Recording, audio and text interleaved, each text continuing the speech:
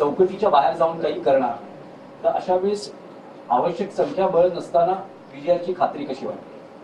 आवश्यक संख्याबळ जरी नसलं तरी मगाशी मी जे बोलताना म्हटलं की देश एका विचित्र परिस्थितीमध्ये नेला जातोय आणि त्या परिस्थितीत जाण्यापूर्वी जर आपण त्याला थोपवू शकलो तर आपल्या देशातली लोकशाही वाचेल.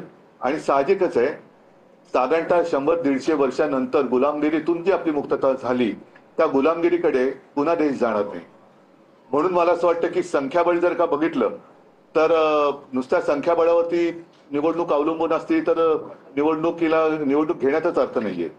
पण तरी देखील ज्यांच्या मनामध्ये एक गोष्ट आता तुम्ही जे बोललात की या मतदानात गोपनीयता आहे, त्याच्यामुळे ज्यांच्या हृदयामध्ये छुप्या पद्धतीने का होईना देशप्रेम आहे, असे एनडीए मधले सुद्धा खासदार देशासाठी हे मतदान करू शकतात.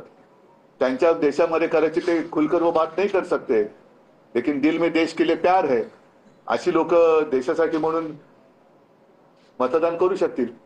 म्हणून मी मगाशी म्हटलं की चमत्काराला काही व्याख्या आणि आकार नसतो. तर ही निवडणूक ज्यांच्या ज्यांच्या मनामध्ये, जसं आता सुदर्शन साहेबांनी सांगितलं की सगळ्यांनाच ते विनंती करणार आहेत. आणि सगळेजण जे बघतायत राज्यसभेचा कारभार कसा चाललाय, लोकसभेचा कसं चाललाय, देशाचा कसा चाललाय, सरकारचा कसा चाललाय, सगळेजण बघतात. आज फडणवीसांनी तुम्हाला आवाहन केलं होतं किंवा फोनवर जे तुमच्याकडे पाठिंबा मागितला होता, त्यावेळेस त्यांनी असं म्हटलं होतं की एनडीएचे जे उमेदवार आहेत सीपी राधाकृष्णन हे महाराष्ट्राचे मतदार आहेत, महाराष्ट्राचे राज्यपाल आहेत. आता मतदार यादीतलं त्यांचं नाव हे बघावं लागेल. आणि त्यांच्या म्हणजे देवेंद्र फडणवीसांनी मला फोन केला होता, ही गोष्ट सत्य आहे. मला एका गोष्टीचं थोडंसं आश्चर्य वाटलं की माझा पक्ष चोरला, माझा पक्ष फोडला, तरी देखील त्यांच्या समोर उभे राहून जे माझे निवडून आलेत, जनतेने निवडून दिलेत, तेही त्यांना पाहिजेत. या विनंतीला काय अर्थ आहे? आणि मग तसं जर का पाहिलं तर राष्ट्रपती पदाची जेव्हा निवडणूक होती तेव्हा तर मी न मागता शिवसेनेने त्यांना मतदान केलं होतं. कोणी मला विनंती केली नव्हती.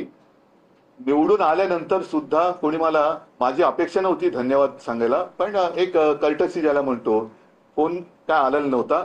आता जेव्हा गरज असेल तेव्हा वापरा आणि गरज संपली की फेकून द्या, या पद्धतीलाच आता आपल्याला नाकारलं पाहिजे.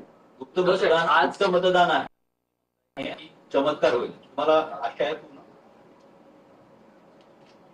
पूर्ण आशा आणि ह्याचं काय सांगड कशी घालतात? आशा ही आशा असते. उम्मीद पे दुनिया कायम.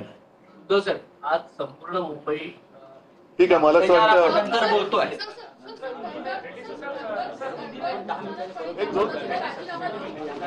हा एक मिनिट, उपराष्ट्रपती पद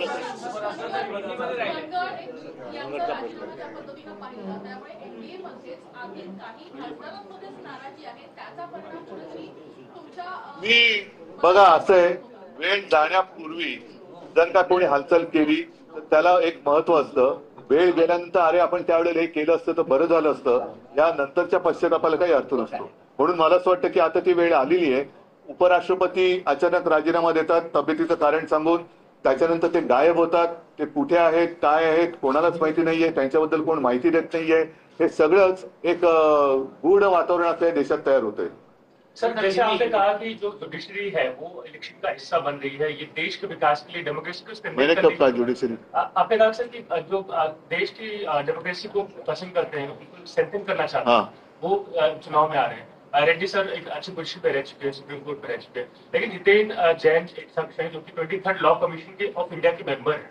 उन्होंने इस पूरे सिस्टम पे सवाल उठाया. उन्होंने कहा कि जो जजेस पॉलिटिकल नहीं, वो विषय अलग है. इस डाउट इज नहीं, मिक्स मत करो. ठीक है.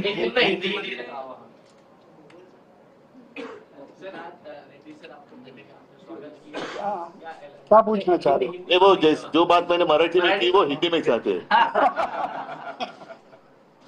ठीक है, उधर जी बोले मैं हिंदी में बोलता हाँ, एक ही बात है.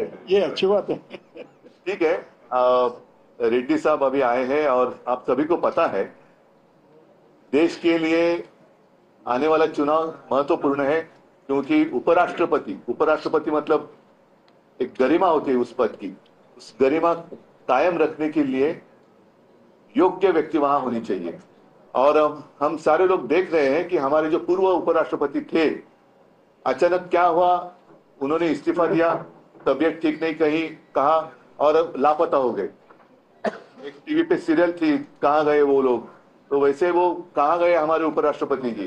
तो अभी समय आया है जितने भी सांसद है और जिनके दिल में देश के लिए प्यार है, वो सभी लोग रेड्डी साहब को मतदान करें। और हमने तो डिसीजन लिया है, निर्णय लिया है, पूरी इंडिया आघाड़ी और महाराष्ट्र में महाविकास आघाड़ी, सारे जो हमारे पक्ष है, मित्र पक्ष है, एकजुट होकर हम रेड्डी साहब के पीछे खड़े। एनडीए के उम्मीदवार को समर्थन देने के लिए आपको देवेंद्र फडणवीस ने फोन किया था, उसके बाद आज मैं उनको रेड्डी साहब को मतदान करने के लिए फोन करूंगा।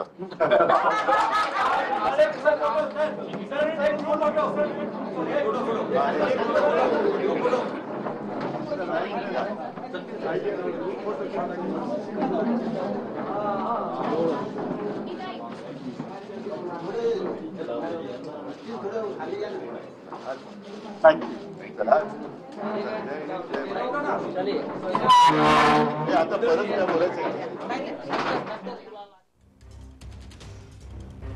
तर गरज असेल तेव्हा वापर हे आता फेकावं लागेल। पक्ष फोडला मग विनंतीला काय अर्थ, असं उद्धव ठाकरे यांनी म्हटलेलं आहे।